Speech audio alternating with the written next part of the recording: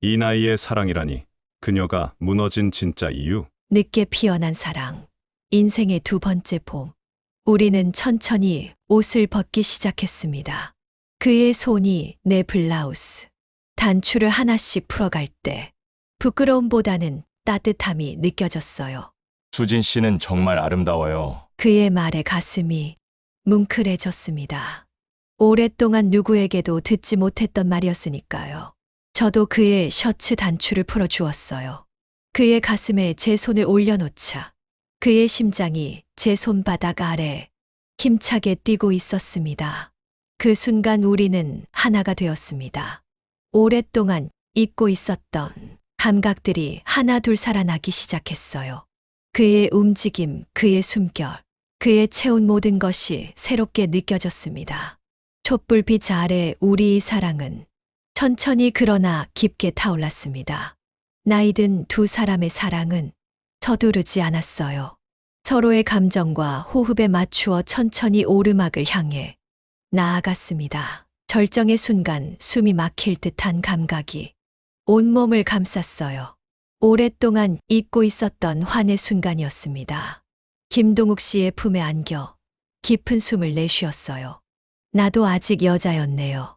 여러분, 안녕하세요. 황금빛 인생 이야기입니다. 여러분은 사랑의 유효기간이 있다고 생각하시나요? 젊은 시절의 뜨거운 사랑이 전부라고 믿고 계시진 않으신가요? 우리 삶에는 크고 작은 변화와 만남들이 계속 이어집니다. 때로는 우리가 전혀 예상하지 못한 순간에 다시 한번 마음의 문을 열게 만드는 특별한 사람이 나타나기도 하죠. 흔히들 나이가 들면 더 이상 새로운 사랑을 기대하기 어렵다고들 말합니다. 하지만 정말 그럴까요? 사랑이라는 감정이 나이를 가리고 세월을 따지는 일일까요? 때로 인생은 생각보다 더 관대하고 우리에게 놀라운 두 번째 기회를 주기도 합니다. 오늘 여러분과 함께 나눌 이야기는 바로 그런 인생의 두 번째 봄에 대한 이야기입니다. 한 여성의 삶에 갑자기 찾아온 예상치 못한 사랑, 60을 넘긴 나이에 다시 찾아온 설렘과 따뜻한 위안에 대한 이야기입니다. 이 이야기는 단지 늦은 나이에 찾아온 로맨스만을 다루는 것이 아니라 우리 모두가 살아가면서 마주치는 외로움과 두려움, 그리고 새로운 시작 앞에서의 망설임과 용기를 담고 있습니다. 혹시 여러분 중에도 인생의 황혼기에 접어들어 혼자라는 외로움과 무기력함에 힘들어하고 계신 분이 계시다면 오늘 이 이야기를 끝까지 들어봐 주세요. 여러분의 마음속에 작은 희망과 위안이 될 수 있을 겁니다. 그럼 지금부터 한 여성의 삶에 찾아온 늦게 피어난 사랑, 인생의 두 번째 봄에 대한 아름다운 이야기를 시작하겠습니다. 제 이름은 고수진입니다. 지금으로부터 34년 전 27에 남편 민식 씨를 만나 결혼했습니다. 그때만 해도 우리의 인생은 모든 것이 처음이었고 서툴렀습니다. 우리 부부는 작은 갈비집을 열었습니다. 손님 한 명이라도 더 받으려고 아침 일찍부터 밤늦게까지 바쁘게 움직였죠. 가게 앞에서 불판을 닦던 민식 씨의 굵은 손가락. 매일 저녁 그 손을 따뜻한 물에 담가주며 힘들었냐고 묻던 나의 모습. 지금 생각해보면 그 소박한 시간들이 얼마나 아름다운 기억인지 모르겠습니다. 둘째 딸, 진경이를 출산했을 때는 가게 일이 너무 바빠 제대로 산후조리도 못했습니다. 손님이 밀려들던 어느 저녁 몸이 너무 힘들어 부엌에서 잠시 주저앉아 울었던 적도 있었죠. 그때 남편 민식 씨가 조용히 들어와 아무 말 없이 저를 꼭 안아주던 순간을 지금도 잊지 못합니다. 아이들이 자라면서 우리의 삶은 점점 더 바빠졌습니다. 큰딸 미진이가 중학교에 들어갔을 땐 학원비며 생활비를 충당하려고 남편과 저는 더 열심히 가게 일을 했습니다. 하루는 큰딸 미진이가 교복을 입고 가게에 들렀다가 친구들 앞에서 갈비집을 하는 엄마 아빠가 부끄럽다고 투정을 부린 적도 있었습니다. 그날 밤 저는 속상한 마음에 남편과 함께 작은 공원 벤치에 앉아 별을 보며 하염없이 눈물을 흘렸습니다. 그때 민식 씨가 제 손을 꼭 잡아주며 말했죠. 수진아, 우리 미진이 마음 이해해주자. 우리가 열심히 살아가는 모습을 나중엔 분명히 이해할 거야. 남편의 말대로 세월이 흐른 후 딸은 누구보다 우리의 삶을 존경하게 되었습니다. 우리 가족에게도 행복한 순간이 참 많았습니다. 가끔 가게 문을 일찍 닫고 집에서 아이들과 고기를 구워 먹던 저녁 시간, 딸들이 학교에서 상장을 받아 오던 날, 가게 일이 잘 돼 처음으로 가족끼리 여행을 떠났던 제주도의 바다까지 그 모든 시간들은 지금도 선명하게 제 마음속에 남아 있습니다. 아이들이 자라 미국으로 유학을 떠난 뒤 집안은 다시 조용해졌습니다. 그때부터는 남편과 단둘이서만 생활했죠. 조금은 적막해진 집이었지만 우리는 늘 함께였기에 여전히 든든했습니다. 하지만 우리의 인생이 그렇게 평화롭게 흘러갈 줄 알았던 어느 날, 세상에는 생각지도 못한 일이 찾아왔습니다. 코로나가 터졌고 손님이 끊긴 가게는 결국 문을 닫게 되었습니다. 설상가상으로 남편 민식 씨까지 코로나에 확진되어 갑자기 세상을 떠났습니다. 저는 마지막까지도 그의 손을 잡아주지 못했습니다. 병원에서 남편의 싸늘해진 손을 잡았을 때 그 순간 세상이 멈춘 것 같았습니다. 가게 문을 닫는 것보다 남편을 잃는 아픔이 훨씬 컸습니다. 그렇게 저는 홀로 남겨졌습니다. 딸들은 미국에서 자기들의 삶을 살고 있었고 저 혼자 텅 빈 집에서 시간을 보내야 했습니다. 처음엔 모든 게 꿈만 같았습니다. 그렇게 함께 웃고 울었던 남편이 이제 곁에 없다는 것이, 더는 그의 목소리를 들을 수도, 손을 잡아줄 수도 없다는 것이 믿어지지 않았습니다. 텅 빈 집, 차가운 식탁 위에 앉아 저는 매일 혼자 밥을 먹었습니다. 그 밥상 위에 놓인 외로움과 적막함이 제 삶의 전부가 되어버린 듯 했습니다. 그때 저는 알았습니다. 제가 얼마나 남편을 사랑했고 그와 함께했던 평범한 일상이 얼마나 소중했는지를 말입니다. 남편 민식 씨가 떠난 이후 저는 처음으로 진정한 외로움이 무엇인지 알게 됐습니다. 처음 며칠은 현실감이 없었습니다. 잠을 자고 일어나면 남편이 침대 옆에서 따뜻한 미소로 저를 보고 있을 것만 같았죠. 하지만 현실은 냉정했습니다. 매일 아침 혼자 눈을 뜨면 텅 빈 침대가 제일 먼저 눈에 들어왔습니다. 그 차가운 공간은 마치 제 마음속에 뚫린 빈자리 같았습니다. 혼자 아침 식사를 준비하면서도 자꾸만 남편의 목소리가 들리는 것 같았습니다. 수진아, 국이 너무 짜네. 하면서 장난스레 웃던 그의 목소리가요. 그 목소리가 들리는 날이면 저는 숟가락을 들고 멍하니 창밖만 바라보았습니다. 한 번은 딸 미진이가 미국에서 영상통화를 걸어왔습니다.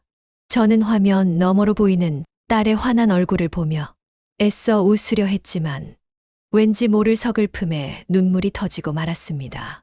딸은 당황하며 말했죠. 엄마, 왜 그래요? 어디 아파요? 저는 말없이 고개를 저었습니다. 아무리 외로워도 딸들에게는 제 마음을 쉽게 털어놓지 못했습니다. 혹여 딸들에게 짐이 될까봐, 걱정시킬까봐 두려웠던 겁니다. 가끔은 남편과의 추억이 너무 그리워 혼자 창가에 앉아 밤하늘에 별을 보며 이야기를 건넸습니다.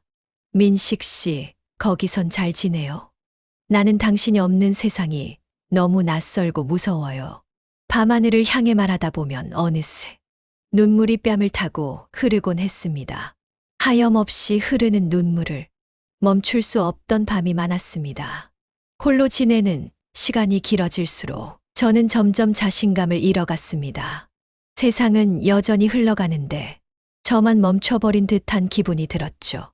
밖으로 나가는 것조차 두렵고 힘들었습니다. 친구 영자가 찾아와 함께 차를 마실 때면 잠시나마 마음이 편안했지만 영자가 돌아간 뒤엔 더 큰 외로움이 밀려왔습니다. 하루는 영자가 돌아가며 말했습니다. 수진아, 이제 그만 괜찮아질 때도 됐잖아. 그 말이 더 아팠습니다.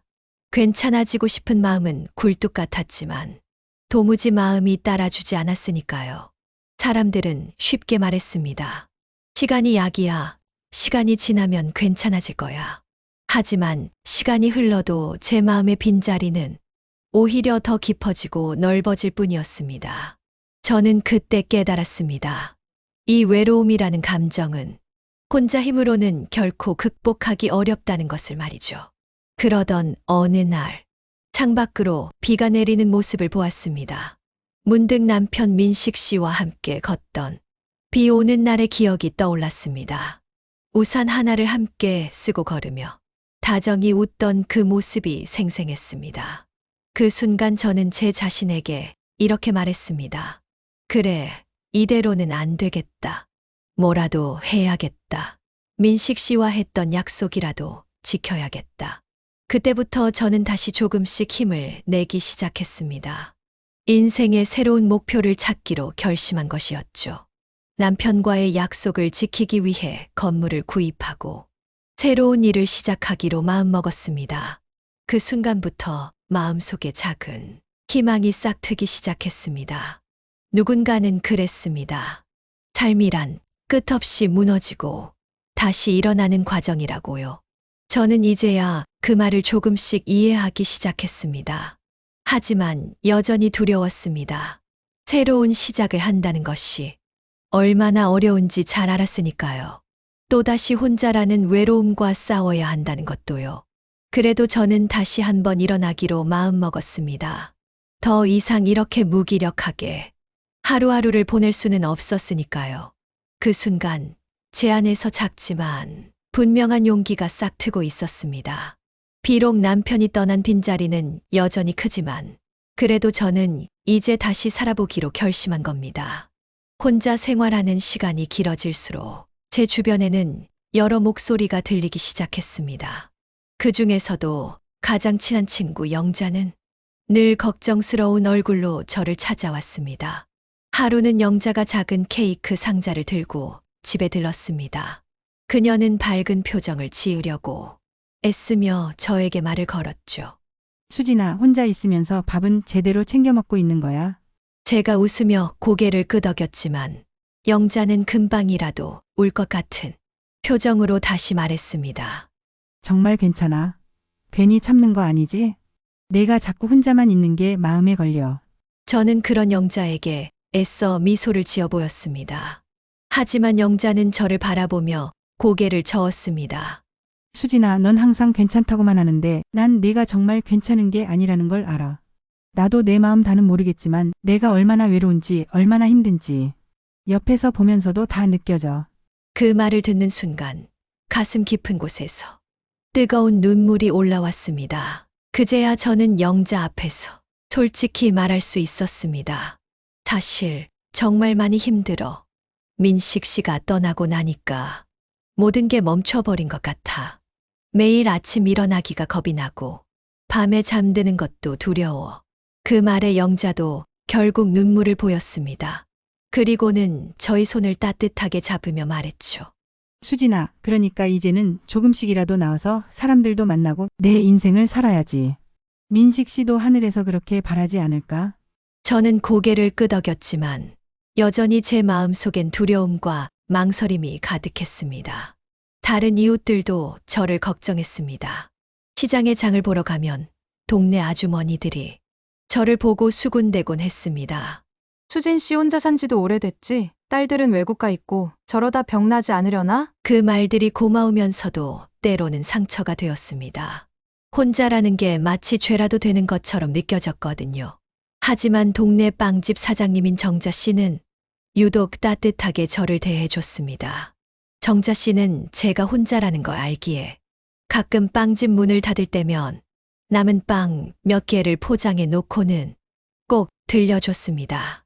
수진 언니, 이거 좀 가져가서 드세요. 혼자서 밥하기 귀찮을 때 빵이라도 있으면 좋잖아요. 그럴 때마다 저는 정자 씨의 그 작은 배려에 얼마나 큰 위로를 받았는지 모릅니다. 하루는 이웃인 철물점 아저씨가 저를 붙잡고 말했습니다. 수진 씨, 힘내세요. 우리 집사람도 몇 년 전에 떠나고 나도 혼자 살아서 아는데 가끔은 그냥 숨만 쉬고 있어도 힘든 날이 있어요. 그래도 시간이 지나면 그나마 조금씩 나아지더라고요. 그 아저씨의 말 한마디가 제게는 참 따뜻하게 느껴졌습니다. 마치 그 아저씨도 제 마음을 잘 이해하고 있다는 듯해서였죠. 이런 주변 사람들의 작은 관심과 배려 속에서 저는 조금씩 위로받았습니다. 특히 영자는 자주 제게 말했습니다. 수진아, 언젠가 내 삶에도 다시 행복이 찾아올 거야. 나이가 들었다고 모든 걸 포기할 필요는 없어. 그녀의 그 말 한마디가 제 마음에 작은 희망의 불씨를 심어주고 있었습니다. 그리고 저는 생각했습니다. 그래, 이제 나도 다시 한번 살아봐야겠다고. 누군가의 엄마, 누군가의 아내로서가 아니라 그냥 나 자신, 고수진이라는 이름으로 다시 한번 행복해져 보겠다고 말입니다. 그렇게 저는 새로운 인생의 문을 천천히 열 준비를 시작했습니다. 리모델링을 위해 다세대 주택을 구입했을 때 저는 김동욱 씨라는 사람을 처음 만났습니다. 처음 그를 봤을 땐 사실 별다른 감정이 없었습니다. 무뚝뚝하고 말수 적은 딱딱한 사람으로 보였으니까요. 그런데 그와 일을 하면서 조금씩 그의 진면목을 발견하게 됐습니다. 어느 날 공사 현장에서 문제가 생겼을 때 김동욱 씨가 근로자들과 큰 소리로 언쟁하는 모습을 본 적이 있었습니다. 그는 진지한 표정으로 말했습니다. 이렇게 하면 안 됩니다. 다시 제대로 해주세요. 이 집은 누군가의 꿈이 걸려 있는 공간입니다. 그 말 한마디에 제 마음이 이상하게 따뜻해졌습니다. 그가 단순히 공사를 일로만 보는 것이 아니라 진심을 다하고 있다는 걸 느꼈기 때문이었죠. 그날 점심시간, 저는 용기를 내어 김치찌개를 준비해 그와 나눠 먹었습니다. 그가 말없이 찌개를 먹다가 갑자기 조용히 말했습니다. 정말 맛있네요. 고 사장님 음식은 마음을 편하게 해주는 것 같아요. 그 말에 제 가슴이 쿵 하고 뛰었습니다. 누군가로부터 그런 칭찬을 들은 게 너무 오랜만이었거든요. 이후부터 저는 매일 조금 더 정성을 들여 도시락을 준비했습니다. 된장찌개, 불고기, 떡갈비. 그가 좋아할 만한 음식들을 고민하며 준비하는 시간들이 행복했습니다. 하루는 그가 도시락을 다 먹고 조용히 물었습니다. 고 사장님, 오늘 하루는 어떠셨어요? 아주 사소한 질문이었지만 제 마음에선 묘한 떨림이 일어났습니다. 제가 여전히 누군가에게 관심과 걱정을 받고 있다는 것이 믿기지 않았기 때문입니다. 그리고 어느 비 오는 날, 늦게까지 일하던 그가 집 앞에서 갑자기 빗속에 서 있는 모습을 보고 저는 그를 집 안으로 들였습니다. 젖은 그에게 수건을 건네며 문득 오래전 남편이 비 오는 날이면 제 머리를 말려주던 기억이 떠올랐습니다. 그 순간 제가 묻지도 않은 제 마음이 조금씩 드러나기 시작했습니다. 식탁 위에 놓인 막걸리를 함께 마시며 우리는 조용히 이야기를 나누었습니다. 김동욱 씨는 조심스럽게 물었죠. 고 사장님, 혼자 계신 지는 얼마나 되셨어요? 그의 질문에 저는 천천히 남편에 대한 이야기를 꺼냈습니다. 그동안 가슴 속 깊이 묻어두었던 외로움과 슬픔이 갑자기 눈물과 함께 터져 나왔습니다.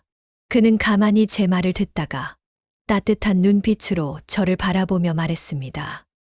힘드셨겠어요. 저도 혼자 지낸 지 오래라서 그 마음이 어떤지 잘 압니다. 그 말에 저는 처음으로 그와 제가 같은 외로움을 공유하고 있다는 사실을 알았습니다.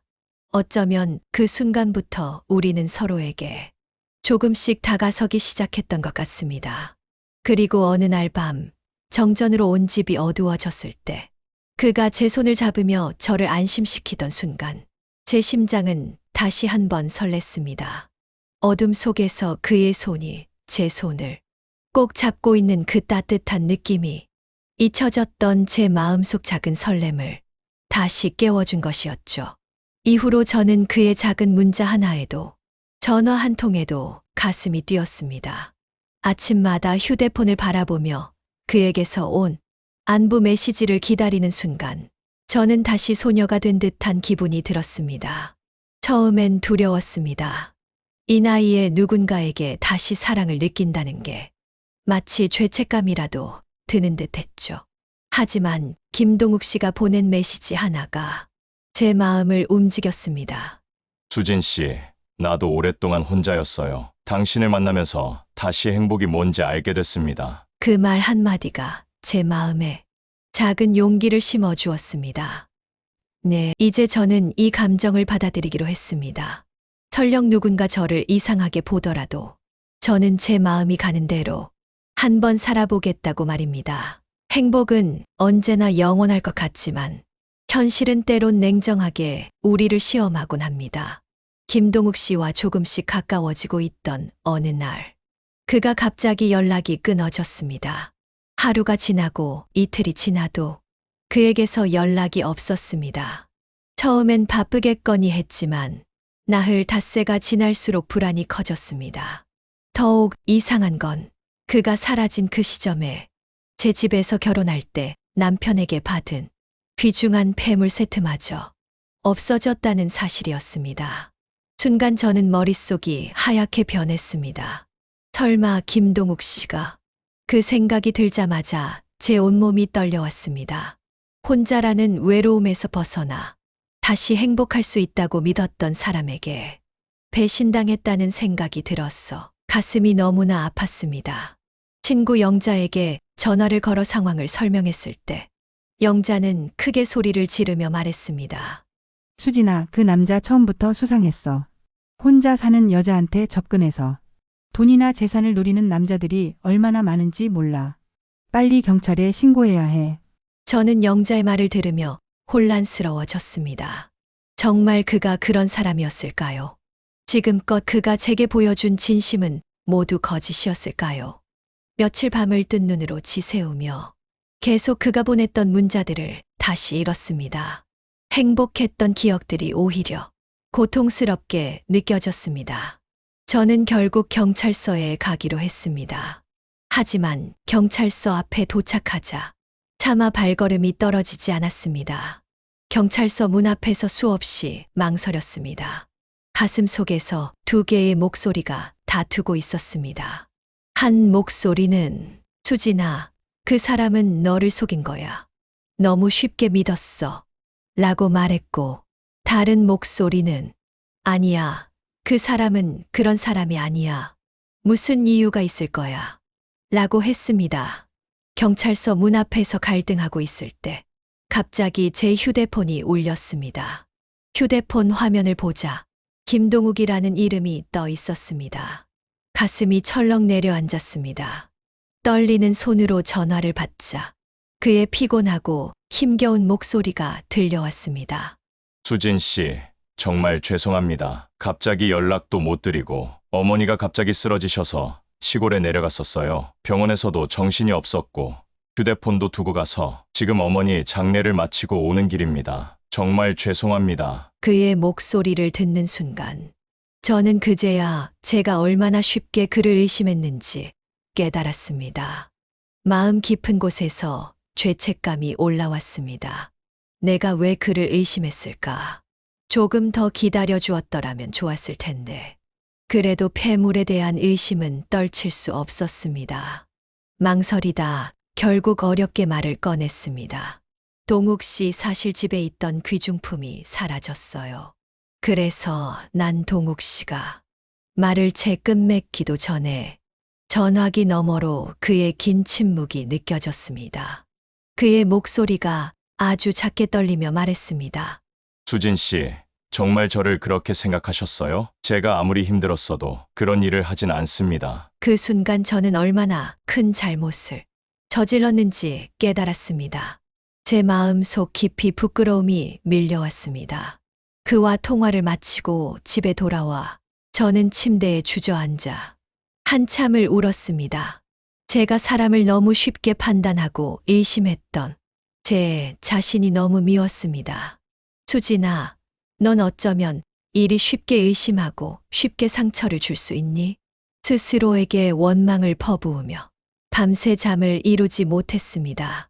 그러던 어느 날 옷장 깊숙이 보관해 두었던 오래된 여행 가방에서 폐물 상자가 나왔습니다. 그 순간 저는 모든 기억이 되살아났습니다. 얼마 전 도둑이 들었을 때 불안해서 폐물을 안전한 곳에 숨겨두었던 사실을 완전히 잊고 있었던 것입니다. 저는 가슴을 쓸어내렸습니다. 이게 뭐 하는 짓인가? 바로 그에게 전화를 걸어 모든 상황을 설명하고 사과했습니다. 전화기 너머 그의 안도하는 목소리가 제 마음을 더 아프게 했습니다. 수진 씨, 괜찮아요. 저라도 그런 상황이었으면 의심했을 거예요. 그렇게 우리는 깊은 오해를 넘어 서로의 진심을 다시 확인할 수 있었습니다. 이 일을 계기로 저는 사랑이 얼마나 많은 믿음과 용기를 필요로 하는지, 사람의 마음이 얼마나 쉽게 흔들릴 수 있는지 깨달았습니다. 그리고 다시는 이 사람의 마음을 쉽게 의심하지 않기로 결심했습니다. 모든 오해가 풀리고 난 뒤, 김동욱 씨는 저에게 조심스럽게 제안했습니다. 수진 씨, 우리 같이 여행 한번 떠나볼까요? 지금까지 너무 힘들었으니까 잠시라도 마음 편히 쉴 수 있게. 그의 말을 듣는 순간 제 마음속에서는 다시 작은 설렘이 피어났습니다. 저는 잠시 망설이다가 미소를 지으며 대답했습니다. 좋아요. 함께 여행 가요. 우리는 그렇게 부산 해운대로 향하는 여행길에 올랐습니다. 출발하는 날 아침, 동욱 씨가 집 앞에서 작은 꽃다발을 건네주며 말했습니다. 수진 씨, 이 꽃처럼 앞으로 우리도 환하게 피어나길 바랍니다. 그 꽃다발을 품에 안고 차에 오르면서 저는 오랜만에 마음이 설레고 행복했습니다.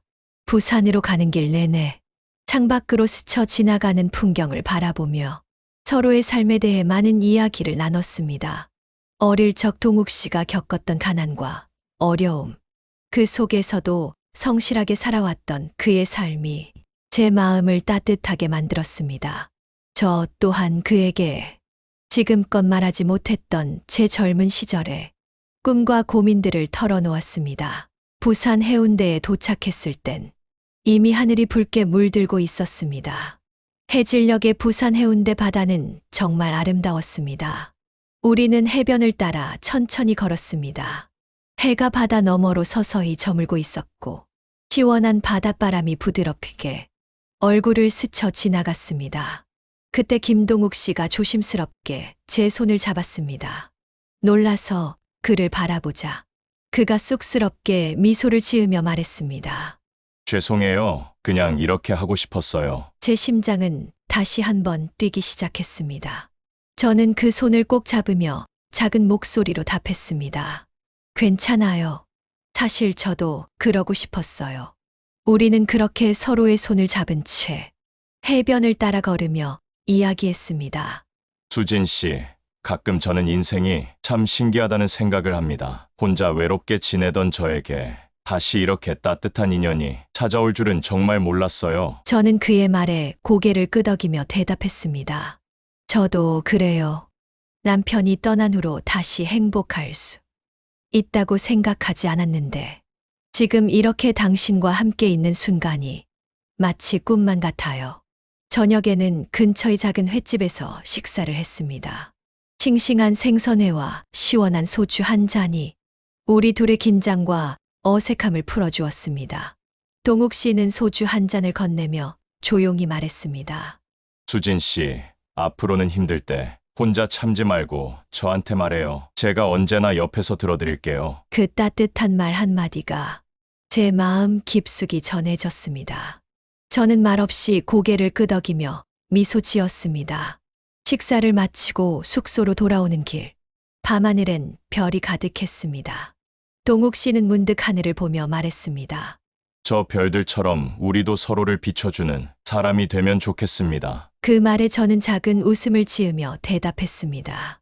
그렇네요. 밤이 어두울수록 별은 더 빛나는 법이죠. 우리 인생도 이제부터는 더 빛날 수 있겠죠. 숙소에 들어와 창가에 앉았습니다. 창밖으로 들리는 바다의 파도 소리가 마음을 편안하게 해주었습니다. 동욱 씨가 조용히 다가와 제 곁에 앉으며 말했습니다. 수진 씨, 앞으로 우리의 삶이 어떨지 모르겠지만 이렇게 서로의 곁에서 위로하며 살면 좋겠어요. 이제 우리 나이도 있으니까 남들의 시선보다는 우리 마음이 원하는 대로 살아보면 어떨까요? 그의 진심 어린 고백에 저는 눈물이 핑 돌았습니다. 조금 떨리는 목소리로 말했습니다. 그래요, 동욱 씨. 이제 남들 눈치 보지 말고 그냥 우리 자신을 위해서 행복해져 봐요. 우리는 그렇게 서로의 마음을 확인하며 부산 해운대에서의 아름다운 밤을 보냈습니다. 그 밤, 오랜만에 우리는 천천히 옷을 벗기 시작했습니다. 그의 손이 내 블라우스, 단추를 하나씩 풀어갈 때 부끄러움보다는 따뜻함이 느껴졌어요. 수진 씨는 정말 아름다워요. 그의 말에 가슴이 뭉클해졌습니다. 오랫동안 누구에게도 듣지 못했던 말이었으니까요. 저도 그의 셔츠 단추를 풀어주었어요. 그의 가슴에 제 손을 올려놓자 그의 심장이 제 손바닥 아래 힘차게 뛰고 있었습니다. 그 순간 우리는 하나가 되었습니다. 오랫동안 잊고 있었던 감각들이 하나둘 살아나기 시작했어요. 그의 움직임, 그의 숨결, 그의 채운 모든 것이 새롭게 느껴졌습니다. 희미한 불빛 아래 우리의 사랑은 천천히 그러나 깊게 타올랐습니다. 나이 든 두 사람의 사랑은 서두르지 않았어요. 서로의 감정과 호흡에 맞추어 천천히 오르막을 향해 나아갔습니다. 절정의 순간 숨이 막힐 듯한 감각이 온몸을 감쌌어요. 오랫동안 잊고 있었던 환희의 순간이었습니다. 김동욱 씨의 품에 안겨 깊은 숨을 내쉬었어요. 나도 아직 여자였네요. 진정한 평화와 행복을 느꼈습니다. 그리고 삶의 아름다움과 사랑이 나이를 초월한다는 사실을 다시 한번 깨달았습니다. 여러분, 오늘 제 이야기를 끝까지 들어주셔서 정말 감사합니다. 지금까지 제가 살아온 인생을 되돌아보니 사랑이란 결국 나이를 묻지 않는다는 것을 다시 한번 깨달았습니다. 젊은 시절의 사랑이 뜨겁고 열정적이라면 늦은 나이에 찾아온 사랑은 마치 깊은 우물 속 물처럼 고요하고 진지하며 더욱 깊이 있는 감정이었습니다. 누군가는 이런 늦은 사랑을 시작하는 걸 두려워합니다. 저 역시 그랬습니다. 처음엔 사람들의 시선이 두려웠고 제 자신이 너무 어리석은 건 아닌지 의심하기도 했습니다. 하지만 지금 돌이켜보니 그 모든 망설임과 두려움은 사실 제가 스스로 만든 작은 벽이었을 뿐입니다. 나이 들어 다시 사랑을 한다는 건 단순히 누군가를 만나는 일이 아니라 내가 아직 살아있고 여전히 행복할 자격이 있다는 걸 깨닫는 일이었습니다. 김동욱 씨를 만나면서 저는 다시 제 인생의 주인공이 되는 법을 배우게 되었습니다. 그는 말수가 적었지만 그가 저를 바라보는 눈빛 속에 늘 따뜻한 진심이 담겨 있었습니다. 저는 그의 눈빛을 보며 비로소 알았습니다. 내 인생에서 진짜 중요한 건 나이에 따라 변하는 게 아니라는 거요. 여러분도 혹시 지금 외롭거나 슬프거나 혼자라는 것이 견디기 힘든 분이 계신다면 용기를 내서 마음을 조금씩 열어보시면 좋겠습니다. 누군가를 다시 만나는 게 두려울 수도 있고 어쩌면 혼자인 게 익숙해져 새로운 시작이 망설여질 수도 있습니다. 하지만 삶은 정말 놀라운 힘을 가지고 있습니다. 우리가 마음을 조금만 열어둔다면 삶은 우리에게 다시 한번 놀라운 선물을 가져다 줄 수도 있으니까요. 저는 오늘 제 이야기를 통해 여러분께 이 말을 꼭 드리고 싶습니다. 여러분의 인생에도 반드시 두 번째 봄은 찾아옵니다. 늦은 봄은 때로 더 아름답고 더 감사한 선물이 될 것입니다. 인생의 긴 여정을 돌아왔기에 두 번째 찾아오는 행복은 더욱 귀하게 느껴질 테니까요. 지금까지 살아온 날들이 힘들고 고단했을지라도 결코 희망을 놓지 마세요. 봄이 지나가면 다시 여름이 오듯 여러분의 인생에도 반드시 행복한 시간이 돌아올 것입니다. 마지막으로 제 곁에 머물러줄 김동욱 씨에게 감사의 마음을 전하고 싶습니다. 제 삶에 다시 따뜻한 사랑과 위로를 선물해준 그 사람에게 말입니다. 그리고 지금 이 영상을 보시는 여러분께도 진심으로 감사드립니다. 여러분의 인생에도 행복하고 아름다운 순간들이 꼭 찾아오길 바라겠습니다. 인생은 끝없는 여행이라고 합니다. 우리 모두 아직 그 여행을 하고 있는 중입니다. 때론 힘들고 외롭겠지만 언젠가는 오늘의 이야기가 여러분께도 따뜻한 위로와 희망이 되길 바랍니다. 끝까지 함께 해주셔서 감사합니다. 황금빛 인생 이야기였습니다. 여러분의 삶이 늘 따뜻한 사랑과 희망으로 빛나기를 진심으로 응원합니다. 구독과 좋아요, 그리고 알림 설정 부탁드립니다. 감사합니다.